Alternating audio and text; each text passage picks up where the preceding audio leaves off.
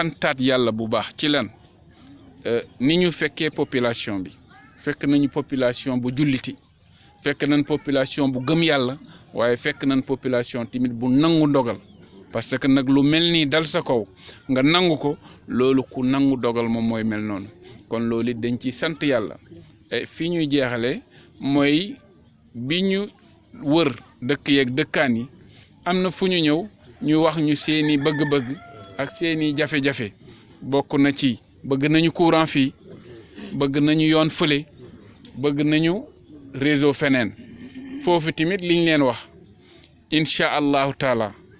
dégg nañ seeni kàddu luñ ci mën ak luñ ci mënul dinañ ko ci góorgóorlu ndax bokk na ci li ñu dénk tey parce que nag ndénkaane la ministère bi ñu yore PUDC foog naa ne Sénégal yëpp xam nañ ko tey wàllu courant ak wàlluk yoon bokk na ci liñ ñu dénk lay des nag lu yàlla dogal suñu diggante mais yéene bi mu ngi fi te incha allahu taala taxawaay bu mat sëkk dinañ ko ci jéem luy mat nag ki koy matal yàlla kese la loolu moo fi nekk leneen li wàlluk réseau bi ñuy wax nee nañ leen ne état yorewul réseau waaye nag li ñu man suñu kéemtalaay kattan dinañ ko def waxtaan ak opérateurs yi muy waa Tigo muy waa Sonatel ak ñeneen yi nga xam ne ñoo ngi ci biir réew mi yëpp pour xamal leen ne fii kat soxna la lii leneen li ki nga xam ne moo yore secteur télécommunication ci gouvernement bi moom aussi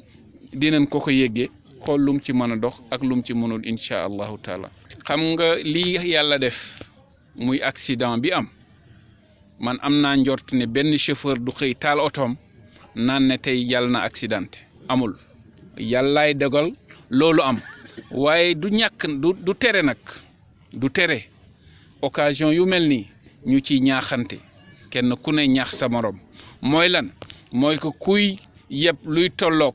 ñeent fukki nit fanweeri nit fukki nit ak lu mel noonu loolu responsabilité la dafa laaj comportement dafa laaj doxalin dafa laaj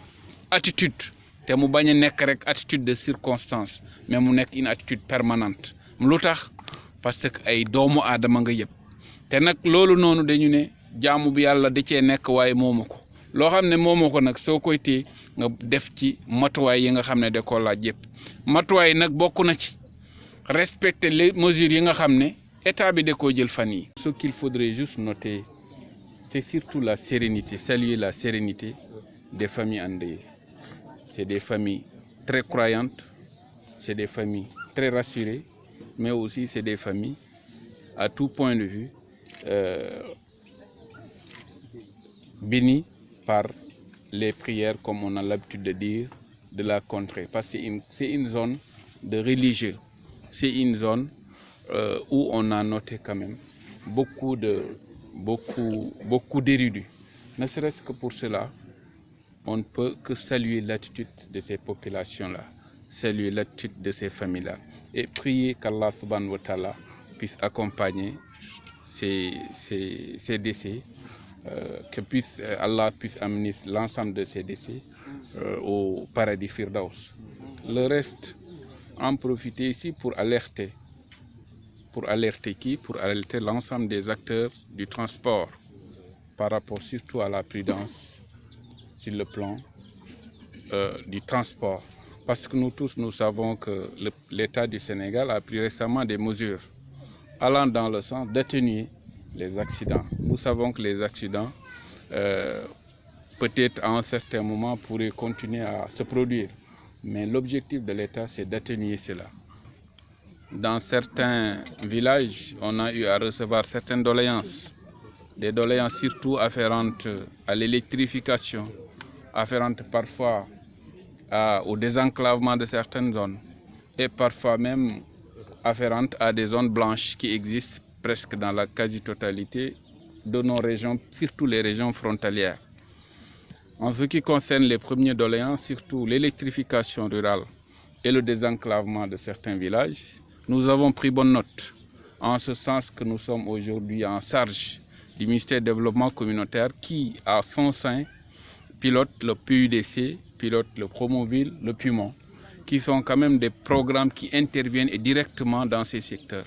Donc nous allons étudier ces questions-là en relation avec le maire et voir concrètement qu'est-ce qui pourra être fait et dans les meilleurs délais. Maintenant, ce qui concerne les zones blanches également, on va transmettre à qui de droit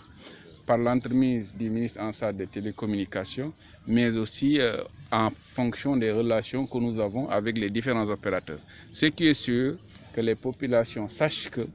les doléances ne sont pas tombées dans l'oreille d'un sourd. Et tout ce qu'on pourra faire, on le fera pour accompagner, Inch'Allah Ta'ala.